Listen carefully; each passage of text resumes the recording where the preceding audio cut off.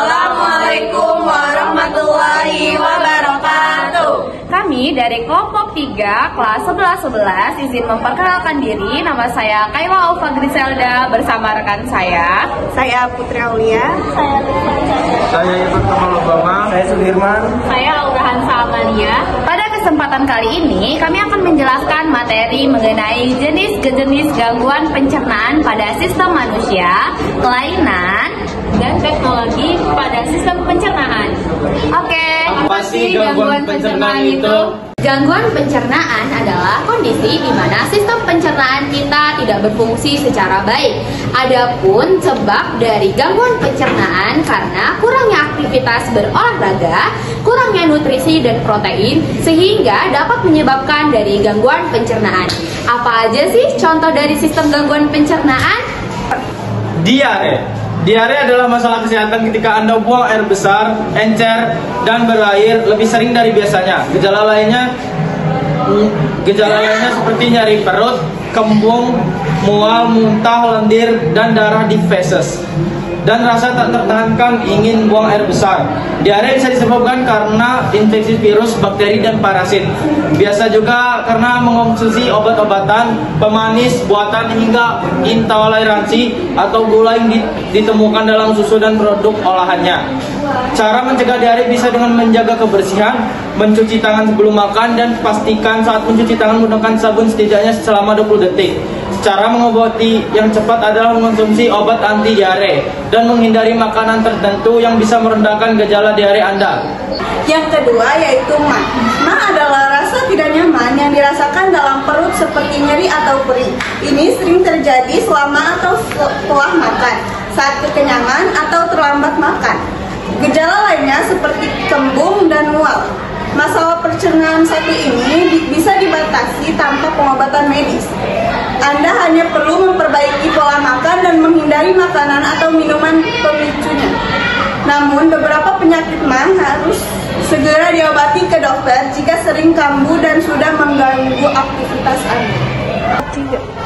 Yang ketiga, gastroesophageal reflux disease atau GERD, sering disamakan dengan MAH. Gastroesophageal reflux disease atau GERD ini kondisinya berbeda. GERD adalah asam lambung yang naik ke kerongkongan yang menyebabkan nyeri ulu hati atau sensasi terbakar di dada. Pengobatan GERD tergantung pada tingkat keparahannya. Dokter bisa jadi menyarankan untuk mengubah gaya hidup Anda menjadi lebih sehat dan memberikan obat-obatan. Namun, kasus GERD parah bisa dilakukan tindakan pembedahan, yakni prosedur untuk memperkuat sphincter esophagus bagian bawah dengan cara membungkus bagian atas lambung di sekitar esophagus bagian bawah. Tujuan operasi GERD untuk memperkecil kemungkinan asam lambung kembali ke esophagus atau kerongkongan. 4. Intoleransi laktosa. Intoleransi laktosa adalah gangguan pencernaan yang disebabkan tubuh tidak bisa mencerna dan menyerap laktosa, kandungan utama dalam susu dan produk olahannya. Gejala yang dirasakan seperti kembung, diare, dan kram perut. 5. Tukak lambung. Tukak lambung adalah luka terbuka yang terjadi pada lapisan lambung. Penyebabnya karena infeksi bakteri Helicobacter pylori atau minum obat antiinflamasi non-steroid seperti ibuprofen atau aspirin dalam jangka panjang. Cara mengobatinya dengan mengonsumsi antibiotik yang akan membunuh bakteri H. pylori dan mencegahnya kambuh lagi. Perlu diingat jika tukak lambung membutuhkan waktu beberapa bulan untuk sembuh setelah pengobatan. Baiklah, yang keenam adalah batu empedu. Batu empedu adalah endapan cairan pencernaan yang mengeras di kantong empedu. Fungsinya adalah untuk menampung cairan pencernaan yang dicairkan oleh empedu yang dihasilkan oleh usus kecil. Adanya batu empedu akan menyebabkan sakit perut sangat hebat, bahkan sampai tidak bisa diam atau mencari posisi paling nyaman. Demam tinggi, menggigil, takut menguning. Batu empedu dapat ditangani dengan pemberian obat, lalu bisa dilarutkan dengan batunya. Namun tak sedikit kasus sampai hati menjalani operasi, yakni operasi pengangkatan kantong empedu yang disarankan dokter karena batu empedu itu sering kambuh.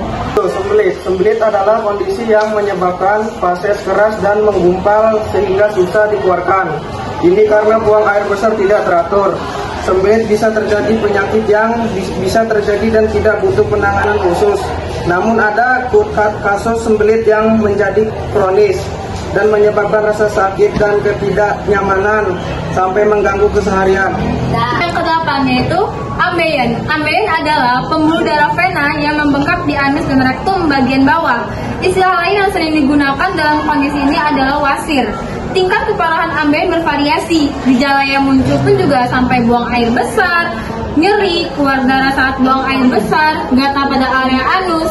Nah, ambeien ini memiliki beberapa pengobatannya. Salah satunya adalah tergantung pada tingkat keparahannya. Ada yang hanya perlu mengubah pola hidup sehat, namun ada yang sampai harus melakukan operasi seperti hemorrhoidectomy, yakni pembedahan menghilangkan wasir eksternal yang besar atau yang prolaps internal. Yang ke-9 yaitu radang usus. Radang usus atau inflammatory bowel disease adalah kondisi adanya luka melepuh kronis di usus. Ada dua jenis radang usus, yakni kolitis ulceratif dan penyakit Crohn yang menyerang usus halus dan usus besar. Ini akan mengakibatkan rasa yang sangat hebat, fases berdarah, diare, demam, penurunan berat badan, dan kekurangan gizi. Bahkan beberapa kasus mengancam nyawa penderitanya. Kanker gastrointestinal. Kanker gastrointestinal mencakup semua kanker pada organ saluran pencernaan seperti lambung, usus besar dan usus halus, pankreas, hati, rektum, anus, dan sistem empedu. Jenis kanker yang sering menyerang bagian sistem pencernaan antara lain kanker hati, tumor esofagus, tumor usus halus, kanker usus besar, kolon, dan tumor pankreas. Adapun beberapa kelainan atau gangguan pada sistem pencernaan makanan dapat diperiksa atau diatasi dengan alat yang disebut endoskop. Endoskop merupakan alat yang digunakan untuk memeriksa bagian atau organ dalam tubuh melalui celah atau bagian tubuh yang diiris. Feeding tube adalah alat berupa selang untuk memberi makan pasien atau penderita melalui hidung. Jika tidak memungkinkan karena suatu hal feeding tube. 2. Gastroscope adalah endoskop khusus untuk memeriksa bagian organ yang ada dalam perut. 3. Sigmoidoskop adalah endoskop khusus untuk memeriksa rongga belokan berbentuk S antara rektum dengan kolon yang menurun stomach tube. 4. Stomach tube adalah alat berbentuk selang yang digunakan untuk mencuci perut, memberi obat-obatan, atau untuk mengambil getah lambung atau duodenoskop. Sekarang yang kelima yaitu adalah duodenoskop. Adalah endoskop khusus untuk memeriksa bagian duodenum, yaitu ada usus 12 jari, bagian sari usus halus. Lalu yang keenam ada yang namanya kolonoskop. Kolonoskop adalah endoskop khusus untuk memeriksa bagian kolon atau usus besar. Rectal tube adalah alat untuk membersihkan rektum atau mengeluarkan gas-gas dari usus. 8 adalah anoskop. Adalah endoskop khusus untuk memeriksa rongga saluran antara anus dan rektum. Yang ke-9, frontoskop adalah endoskop khusus untuk memeriksa bagian anus atau gugur.